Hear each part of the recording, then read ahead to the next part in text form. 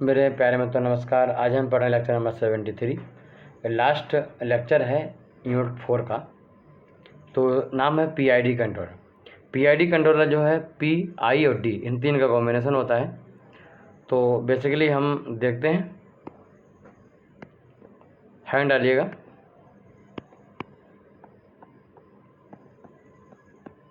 PID controller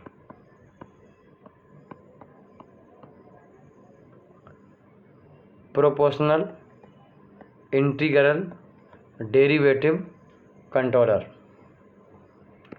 तो जो PID है उसका मतलब पी यानी प्रोपोर्शनल कंट्रोल, इंटीग्रल एक्शन और डेरिवेटिव एक्शन, इन तीनों का क्या होता है, कॉम्बिनेशन होता है पीआईडी। बहुत महंगा बनता है, हम बहुत कम जगह यूज करते हैं इसको। पी जो है बेसिक कंट्रोल एक्शन है।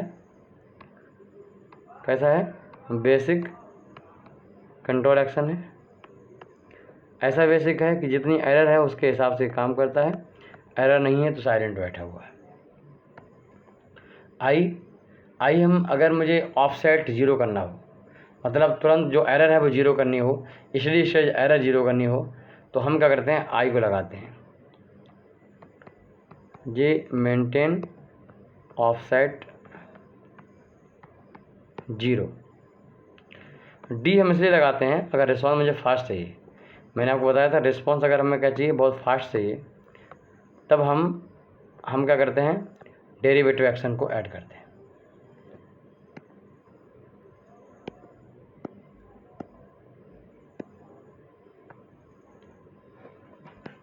चलिए इसमें लिखिएगा कि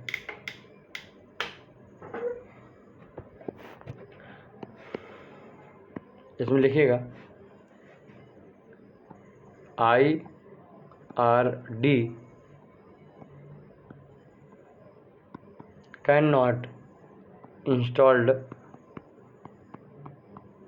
इंडिविजुअली। अगर तुम चाहो कहीं पर सिर्फ डेरिवेटिव कंट्रोल लगा दो, या चाहो जहाँ पर सिर्फ और सिर्फ इंटीग्रल कंट्रोल लगा दो, तो ऐसा कुछ नहीं होता। ये दोनों एक्शन है और ये प्रोपोर्शनल के साथ में लगाए जा सकते हैं, इंडिविजुअली नहीं लगा सकते। तो I R D can not installed individually.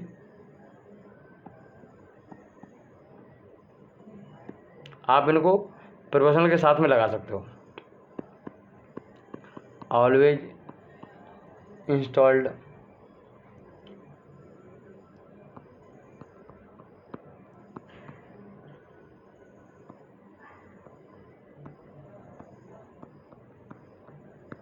P controller.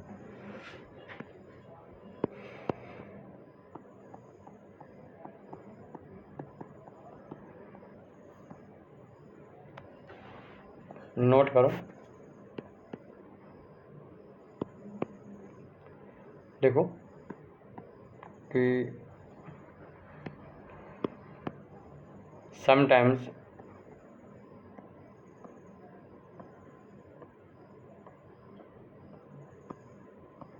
Offset is called error, मतलब स्टडी स्टेट एरर बोलते हैं उसको। एरर, दोनों बातें सेम है, are same things.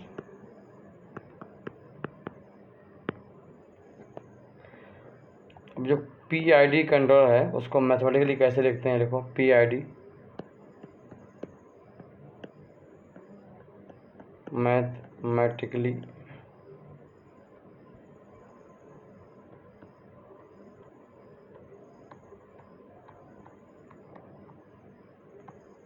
Represented as simple. तो तीनों एक्शन उनको जोड़ दोगे, कुछ नहीं करना भैया। पी टी पहला कौन सा है, प्रोपोर्शनल, दूसरा है इंटीग्रल के सी अपॉन टाउ वाई, यही था।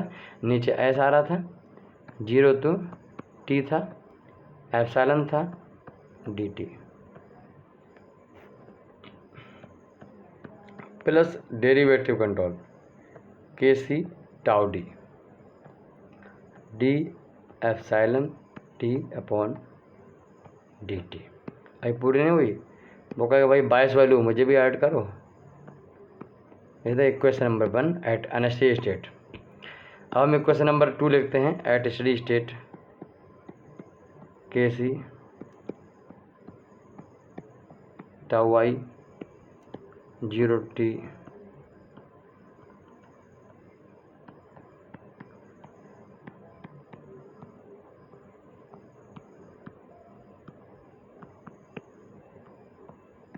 Equation number 2। 1 में से इक्वेशन नंबर 2 घटा दो, सबस्टेट इक्वेशन 1 माइनस 2।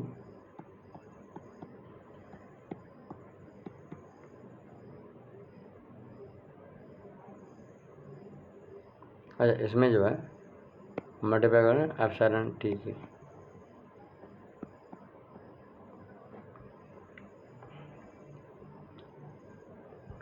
तो एप्सिलॉन एस जाएगा के सी। ये जो है ना यहाँ पर के सी इंटू एप्सिलॉन टी रहता है ना, तो K C epsilon minus epsilon S plus K C tau I 0 to T epsilon मतलब एप्सिलॉन टी। एप्सिलॉन का मतलब होता है epsilon T D T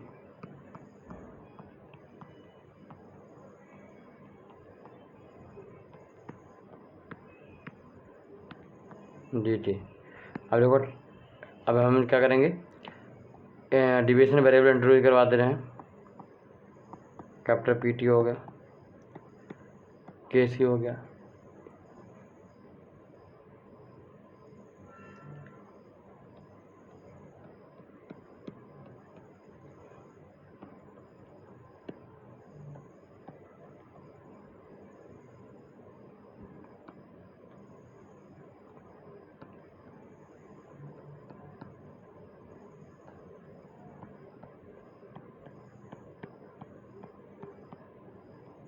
tau D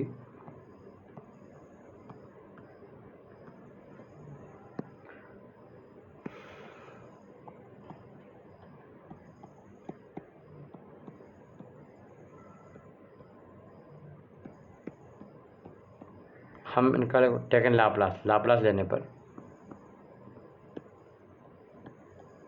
सिर्फ 1/s रहेगा और एप्सिलॉन एस रहेगा, के सी टाउ डी एस और एप्सिलॉन एस। ध्यान दो, सब में से एप्सिलॉन एस कॉमन ले लो और इधर ले आओ।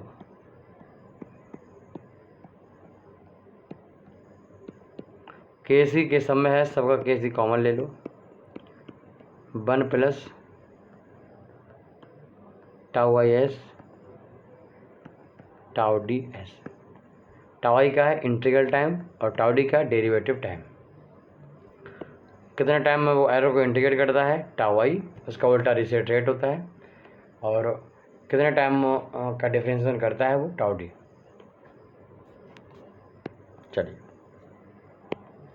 हमारे पास कोई कंट्रोल है तो उसको इस तरीके से हम दिखाएंगे। This is the transfer function of control G C of S.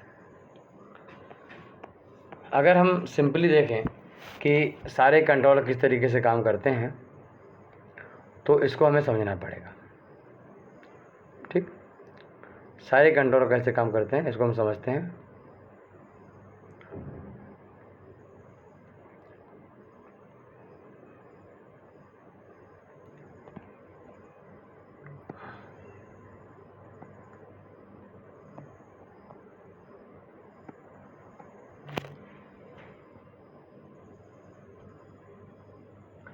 मान लेता हूँ ये अल्टीमेट वैल्यू है रिस्पॉन्स की, और इसको मुझे क्या करना है, गेन करना है, यहाँ तक वैल्यू को लाना है।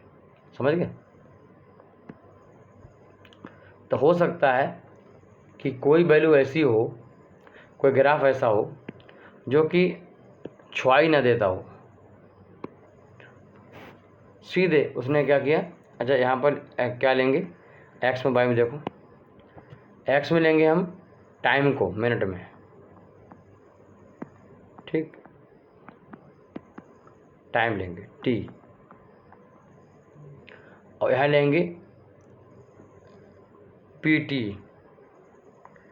कैपिटल PT, मतलब लिखो controlled variable deviation from initial value. Control variable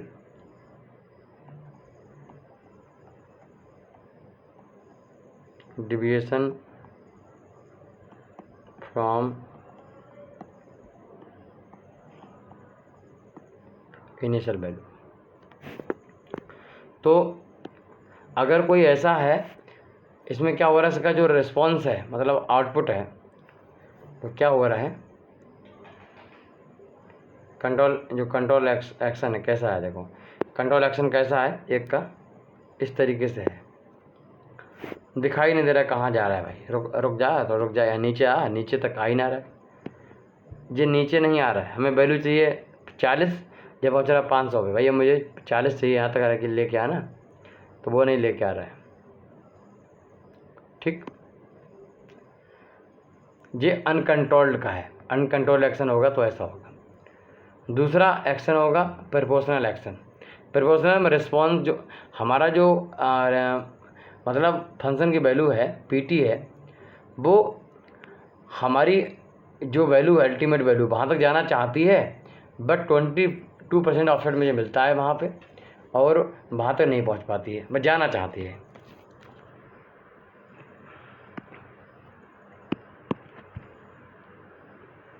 जैसे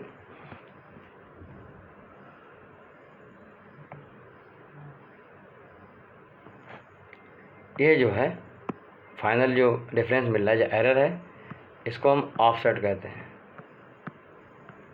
ये पहला ग्राफ जो था वो अनकंट्रोलर था, और दूसरा जो है वो P कंट्रोलर का है। हमने क्या ऐसा करते हैं, हम क्या करते हैं, देखो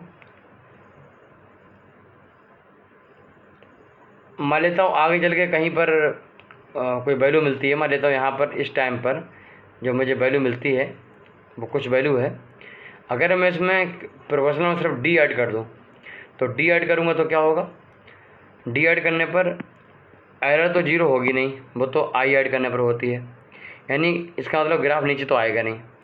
बस जो वैल्यू यहाँ पर मान लो 94 वैल्यू है, ये वैल्यू मुझे T टाइम मिल रही थी, T बराबर 20 मिनट मिल रही थी, अब मैं D लगा दूंगा इसमें तो रिस्पॉन्स जल्दी मिल जाएगा। तो मालूम पड़ेगा 94 वैल्यू जो है मुझे कब मिल गई है, वो 20 मिनट ना लगा के 15 मिनट पे ही मिल गई है, पहले मिल गई है, समझे। तो देखो इसको, देखो जे वाली वैल्यू है, इसको यहाँ ले जाओगे तुम मिला के, तो मालूम पड़ेगा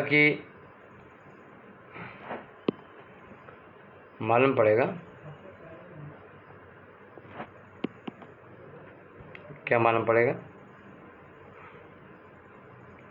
तो वैल्यू इस टाइम पे मिल जा रही है।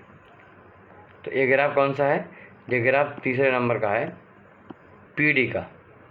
ठीक, वो PD का है जो भी है, चलो मान लेता हूँ कि कोई नंबर है 5 नंबर का है, PD का है। ठीक, हमने कहा PI लगाओ, PI लगाओगे तो क्या होगा, इस बार रिस्पॉन्स भला देर से मिले पर एरर 0 हो जाएगी। एरर क्या हो जाएगी, एरर 0 हो जाएगी। तो रिस्पॉन्स ऐसे जाएगा,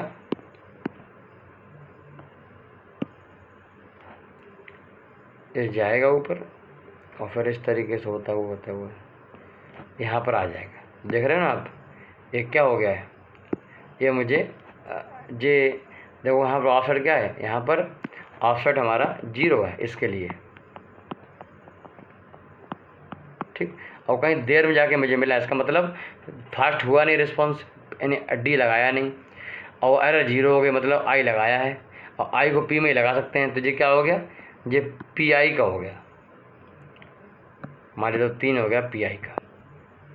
ठीक, PID क्या होगा, PID में क्या होगा भैया कि PID में एरर 0 होगी पहली बात, और जल्दी रिस्पॉन्स मान लो यहाँ पर मिला है तो इस बार मुझे थोड़ा जल्दी मिल जाएगा। इस बार पूरा मुझे यहाँ पर एरर 0 हो जा रही है और टाइम भी कम लग रहा है। तो दिस इज फॉर PID 4। तो यहाँ पर लिख लो, जो पहला कर्व था, कर्व नंबर था, और जो कंट्रोल एक्शन कौन से हैं, ये जो है अनकंट्रोल को दिखा रहा है। जब मैंने कोई भी कंट्रोलर नहीं लगाया है उस समय जो वैल्यू है वो अनकंट्रोल्ड वेरिएबल यहाँ दिखा रहा है, अनकंट्रोल्ड कंडीशन में दिखा रहा है। नंबर 2 में ये सिंपल है, प्रोपोर्शनल कंट्रोल। नंबर 3 में क्या है, P है, I है, बट D नहीं है, यानी PI कंट्रोलर। नंबर 4 में जल्दी मिल जा रहा है और ऑफसेट 0 हो जा रहा है, इसका मतलब PID है। 5 में क्या हो रहा है भाई,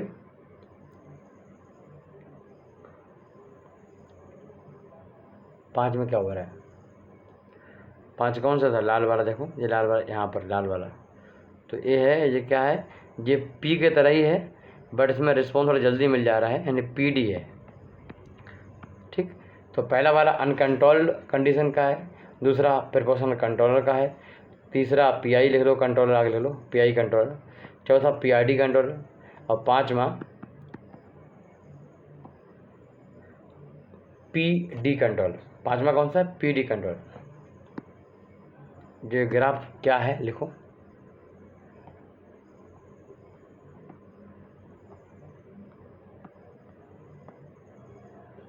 रिस्पॉन्स ऑफ टिपिकल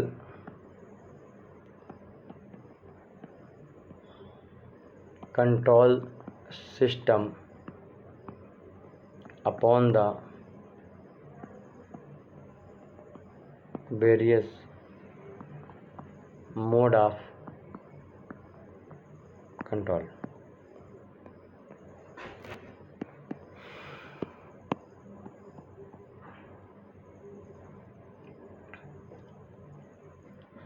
PD जो है वो रिस्पॉन्स टाइम तो कम करता है बट एरर को 0 नहीं करता, ऑफसेट को 0 नहीं करता। उसमें जो ऑफसेट है वही रहेगा, उससे कोई लेना देना नहीं, बट एरर को 0 मतलब बस रिस्पॉन्स फास्ट कर देगा। रिस्पॉन्स मतलब जो वैल्यू आप देख रहे हो वो वैल्यू जो है थोड़ा कम टाइम में मिल जाएगी। समझ गए, इतनी सी कहानी। ये ग्राफ में यहाँ पर आप ग्राफ होगा तो 0 टाइम है, 1 टाइम है, 2 टाइम है, 3, 4, 5 ऐसे लिख दोगे तो जल्दी से आ जाएगा। तो मेरे प्यारे मित्रों, ये लास्ट लेक्चर हमारा था कंट्रोलर का। इसमें हम अब एक काम कर सकते हैं कि जो मैं बोल रहा हूँ कि प्रोपोर्शनल कंट्रोल में ऑफसेट 22% मिलता है अल्टीमेट वैल्यू ऑफ रिस्पॉन्स का, ऐसे ही PI में ऑफसेट 0 हो जाता है। तो ऑफसेट होता क्या है, ऑफसेट होता है new set point minus ultimate value of response. तो अल्टीमेट वैल्यू ऑफ रिस्पॉन्स की सिस्टम की कैसे निकालें, फिर न्यू सेट पॉइंट में से घटाएं तो 0 कैसे आ रहा है। अगर हमारा कंट्रोलर PI है तो उसका देखते हैं ना 0 आ रहा है नहीं आ रहा है। तो ये सब बिहेवियर हम क्या करेंगे, हम स्टडी करेंगे। हम एक पूरा कंट्रोल सिस्टम लेंगे, क्लोज लूप लेंगे, वहाँ पर GC कंट्रोलर के लिए यूज करेंगे, फाइन कंट्रोल एलिमेंट के लिए हम जो ट्रांसफर फंक्शन है 1 यूज करेंगे, प्रोसेस के लिए GP यूज करेंगे। अगर फर्स्ट ऑर्डर है तो 1/τs+1, सेकेंड है तो KP/τ² 2 τs+1 यूज करेंगे, और मैं जो मेजरिंग डिवाइस है उसके लिए 1 यूज करेंगे। ओवरऑल सॉल्व करेंगे तो GC बार बार चेंज करेंगे हम, और उससे हम क्या करेंगे, ऑफसेट निकालने की कोशिश करेंगे। ये सब हम बिहेवियर का स्टडी करेंगे आने वाले समय में। उससे पहले क्लोज लूप क्या होता है, उसको सॉल्व कैसे करते हैं, मल्टी लूप सिस्टम क्या है, सॉल्व कैसे करते हैं, का मेसन-गेन फार्मूला क्या है, डिफ़िकल्ट क्वेश्चन आते हैं कि पूरा इसको सॉल्व करके दिखाओ, ओपन लूप और क्लोज लूप का जो रेशियो है ट्रांसफर फंक्शन का वो दिखाओ। 2-3 बार ऐसे आ चुका है, उपयोगिता में दिया हुआ है। तो वो सारे क्वेश्चन हम आपको स्टेप प्रैक्टिस करवाएंगे अभी नेक्स्ट लेक्चर्स में। ठीक, अभी जो मान चलो डिप्लोमा लेवल पे 4 यूनिट हो चुकी हैं 5 में से, और डिप्लोमा वालों के लिए इससे बाहर कोई भी क्वेश्चन नहीं आएगा। 5 क्वेश्चन आते हैं, 5 क्वेश्चन में से क्या है कि एक क्वेश्चन में 3 हिस्से होते हैं, 2 हिस्से करने होते हैं। ठीक, ऐसे सॉल्व करने को होता है। पेपर दिखाते हैं आपको। ये 2022 में क्वेश्चन आया पेपर है, पेट्रोलियम रिफाइनिंग ब्रांच का, ऑटोमेटिक प्रोसेस कंट्रोल का, यानी पीडीसी का। इसमें क्या है कि पहला क्वेश्चन जो दिया हुआ है, what is the automatic control, ठीक, give advantage of automatic control, है ना, तो मैंने आपको पढ़ाया है। Explain physical and block diagram आपको बताया है, डिफरेंस बताया है। Explain process variable degree of freedom पढ़ाया है। तो 4 यूनिट 5 में 4 यूनिट में 3 टॉपिक आपको मालूम है, उसको दो क्वेश्चन करने हैं। अटेम्प्ट एनी 2 पार्ट ऑफ, अगला देखो, discuss response of first order system ramp और इम्पल्स इनपुट के लिए। फर्स्ट रैम्प के लिए कितना आया था, रैम्प के लिए आपने बीटी माना था, तो B/S² आया था। इम्पल्स के लिए कितना आया था, आपने देखा 1/(-AS) में 1-(-AS) आया था। तो इस तरीके से मैंने सॉल्व करके दिखाया था, तो वो सॉल्व करना है। Explain Laplace transformation, Laplace transformation क्या होता है, कौन कौन से फार्मूले हैं, वो सब लिखना है। Drive the transfer function of mechanical damper, mechanical damper के लिए सेकंड ऑर्डर का जो सिस्टम बन गया है, तो उसके लिए ड्राइव करना है। तो ये सारे आपको पता ही है, मैंने पढ़ाया हुआ है। एक्सप्लेन, अगला क्वेश्चन है क्वेश्चन नंबर 3, 2 ही करने हैं खाली। Explain element of controller and significance, elements of controller and significance, ये आपको मालूम है, ठीक, ये थोड़ा इंस्ट्रूमेंट का पार्ट है। Drive the overall transfer function of single loop system for changing set point and load point. तो 2 तरीके से आप पूरा बना लेते हो, सेट पॉइंट के लिए, लोड पॉइंट के लिए, उनमें से कोई एक चेंज करते हो, उसको रोटरी कॉलम बोलते हैं, उसको सर्वो कॉलम बोलते हैं। जिस टॉपिक रहेगा नेक्स्ट लेक्चर पढ़ाने का। Discuss the functional requirement of distributed process control system, ये आपका DCS का है, जो आपको पढ़ाया जा चुका है। शायद हो सकता है कि केमिकल इंजीनियरिंग ब्रांच में ये DCS और PLC करके 2 यूनिट ना हो, तो उनके में ऐसा क्वेश्चन नहीं आएगा, बट अगर हैं तो जी इसमें कर सकते हैं। DCS और PLC का कंटेंट मैंने भेजा हुआ है, और वो सारा कंटेंट आपको हमारे एप्लीकेशन में मिल जाएगा। Attempt any 2 part next question में, explain the configuration of some popular DCS, बताना है आपको, जो मैंने आपको समझाया हुआ है। Discuss the architecture of programming control, PLC के बारे में, जो आपको मालूम है, मैंने आपको बताया है। Give the overall transfer function of multi loop control system, है ना, निकालने के लिए मैसन का फॉर्मूला यूज करते हैं, कंडीशन से, वो आगे नेक्स्ट लेक्चर में आप पढ़ोगे। तो इनमें 2 क्वेश्चन तो कवर हो रहे हैं आपका आसानी से। क्वेश्चन नंबर 5 में देखो, explain different types of first order system time constant, ठीक है, तो वो आपको मालूम है, हम पढ़ाया हो। What the interactive non interactive system क्या है, तो आपको वो ड्राइव नहीं करना है, खाली बस उनको बताना है क्या, और डिफरेंस करके। Explain programmable logical control, PLC के बारे में बताना है। तो मेरे प्यारे, आपने देखा 4 यूनिट में मैंने सब कुछ पढ़ा दिया आपको, पूरा पहले से रेडी है, तो कोई दिक्कत वाली बात नहीं है। अगर एकेडमिक में आप हो, कंपटीशन के लिए हो, तो आप आगे पढ़िए, बहुत कुछ बचा हुआ है, बहुत मज़ा आएगा। नमस्कार।